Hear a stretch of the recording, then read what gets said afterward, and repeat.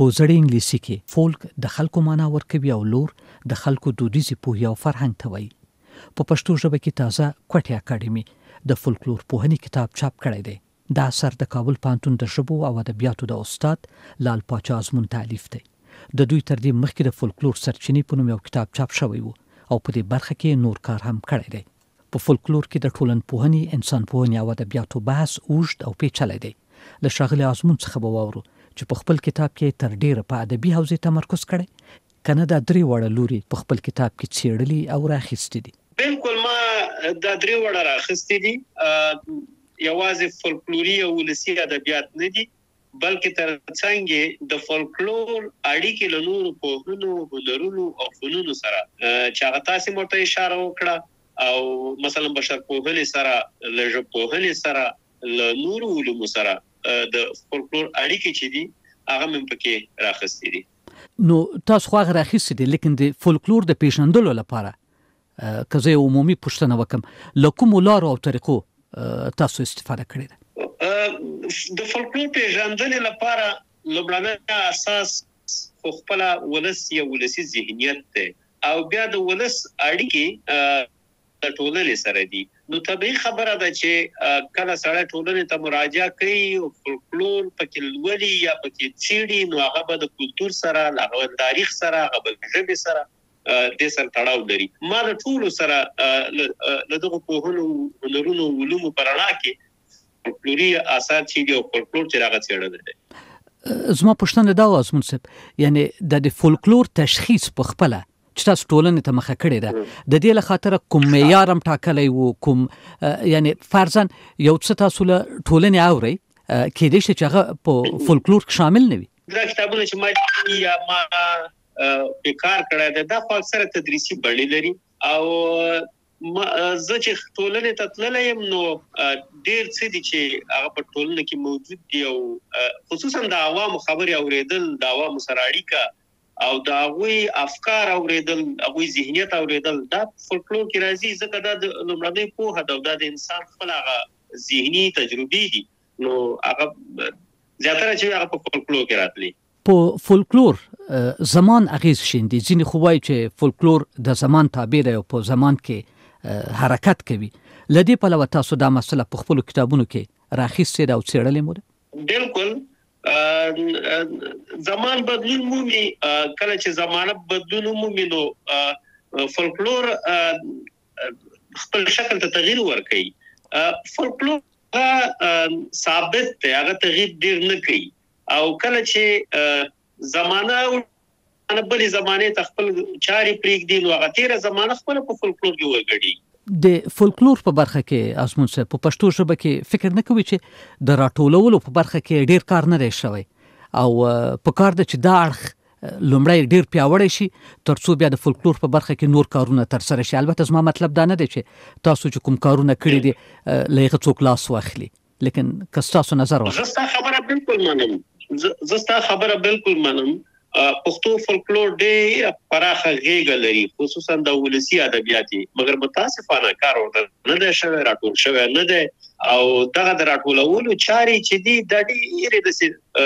داسې شوي دي چې هغه د میز تر شا شوي دي، او میز تر شا فولکلور نه راټولېږي. فولکلور باید سړی ولس ته لاړ شي او د ولس نه راټولونې وکړي.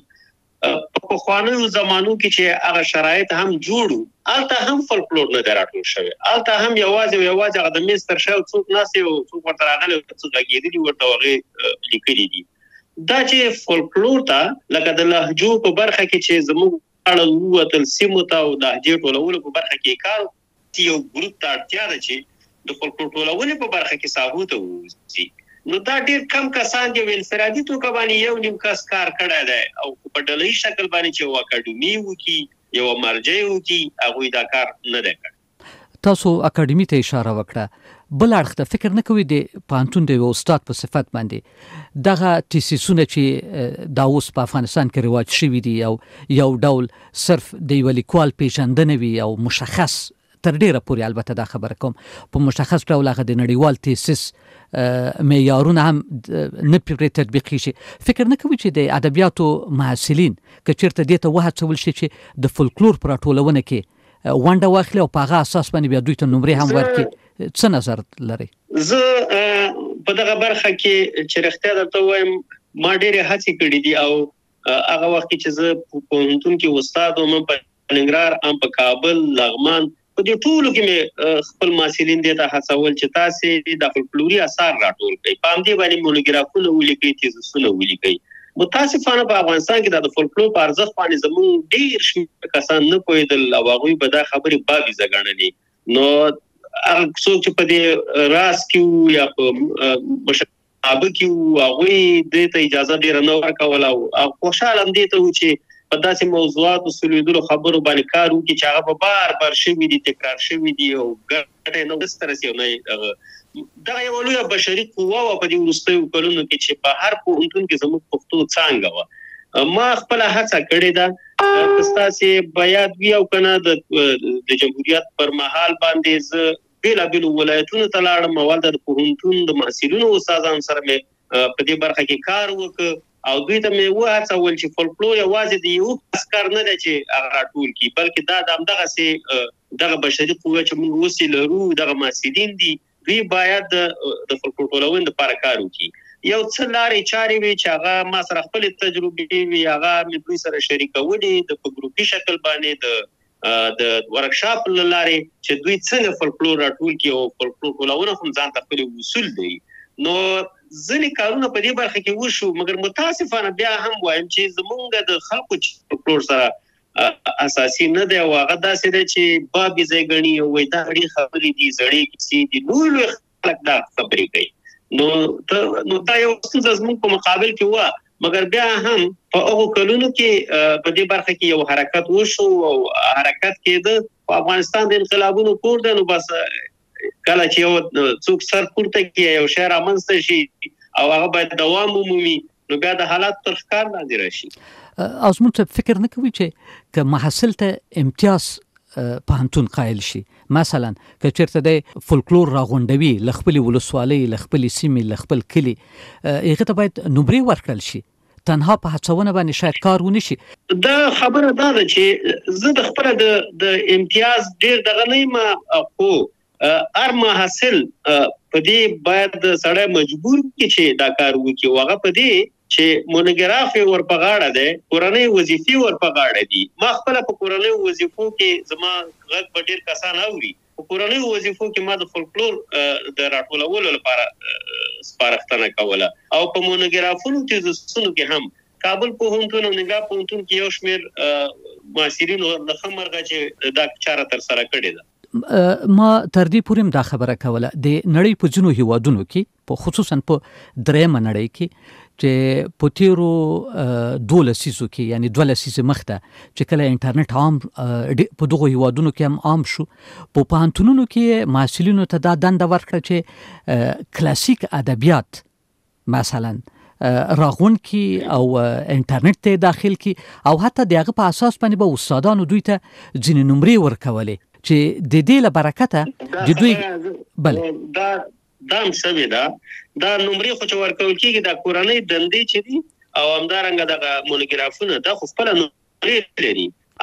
امتیاز و چې دوی ته ورکول کېده خو دا داسې امتیاز نه و چې وړاندې د وړاندې نه به اعلان کېده چې که تا دا کار داسې وکړه، بلکې نه دا د کورنۍ دنده او دا خپله د مونوګراف چې و دوی ځانګړې نمرې لرلي. نو هر هغه چا چې به دا کار وکړه خصوصا دغه برخه ما مخکې وړله دا مضمون زما و ما خو په همدې برخه کې کار کوم خو د مونوګرافونو د پای یوه ځانګړې کمیټه وه او هغوی نه به دا مسایل ډېر په سختۍ تېرېدل ځکه ما مخکې مې وویل چې متاسفانه چې خلک له دغه ارزښتونو سره بلد نه دي او سره له دې چې ما به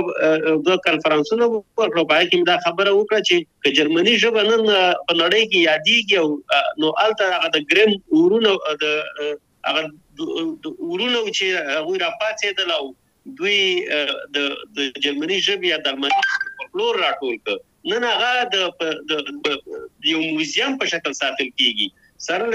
په چین کې هم دغسې چې ما ولیدل هلته خلک د خپلو فولکلور ته مخه کوي. موږ چې څومره غني فولکلور لرو ورځ په ورځ خاورې کېږي خو دوی خلکو بابیزه ګڼله. بل شی برسې به یوه لویه ستونزه چې زموږ د فولکلور په وړاندې خو یو دغه بې تفاوتي وه، یو دا نه پوهاوی و، دریم د مؤسساتو یا د زده کړو اکاډمۍ وه د هغه نه پاملرنه څلورم موضوع چې په دغه وختونو کې موږ ته پیښه شوه چې موږ له حرکت وکړو او پخواني ولسمشر زموږ د حرکت ملاتړ مو خپل به کله کله دغه د یو لیکچر مثلا د پکتیکا پونتون شاګردانو ته د خپل یو لیکچر د فولکلور په ارتباط ورکړ. دا ډیره یو هڅونه و چې لوی سره را پاتېږي او هغه د فولکلور په باب درته غږیږي. خو دا کورونا چې راغله د کورونا مونږ په دې وځپلو چې زموږ لوړ محفظونه چې په دې کلو ولس کې ژوندي وو هغه سپینګیري وو سپینسرې ښځې وي دغه به چې مړې کېدې نو زما زړه به یو الله خبر ومال زموږ د فولکلور یوه سرچینه له منځه لاړه. ما ورته دا خبره کوله. له ښاغلي آزمون څخه په مننې.